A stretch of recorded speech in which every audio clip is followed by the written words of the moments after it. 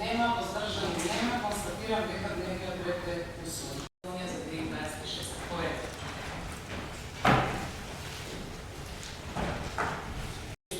Бруто домашниот производ забележа раст од 3,1%, што представува продолжување на позитивниот тренд и доказ дека домашната економија успешно се приспособува на сложените меѓународни околности. Посебно охрабрува фактор што растот не произлегува од еден сектор, туку е широко поставен. Услужниот сектор оствари раст од 3,6%, градежништвото 7,2%, а земјоделството 2,9%. Во рамки на услужниот сектор сите дејности бележат позитивни движења, при што највисок раст имаат професионалните, научните и техничките дејности. 6%, што е резултат на повисокиот расположлив доход на домакинствата, континуираниот раст на платите, растот на пензиите, но изголемената кредитна активност.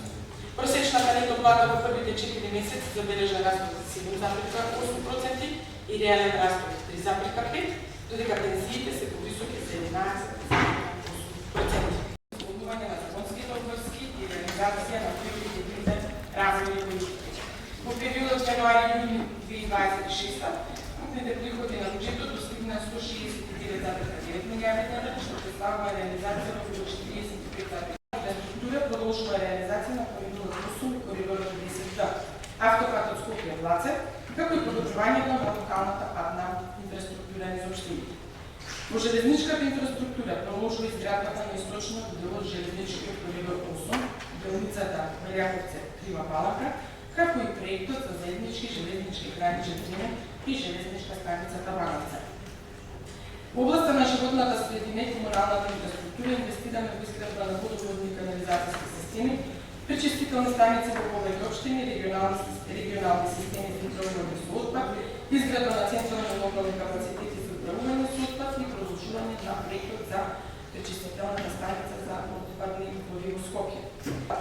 Отплатата на главнината, основна на горешниот доход во износ од 54,9 милијарди евра вклучува редовното сервисирање на обврските кон странските кредитори. Еврообврзницата во износ од 43 милијарди денари, што беше издадена во 2020 година, ММФ во износ од 3,1 милијарди денари, ИБРД во износ од 3,5 милијарди денари, ЕБРД 0,2 милијарди денари, ИДА 0,9 милијарди денари, ЦЕТ 0,6 милијарди денари, Европска инвестициона банка 0,7 милијарди денари и остатокот 2,9 милијарди денари кон други кредитори.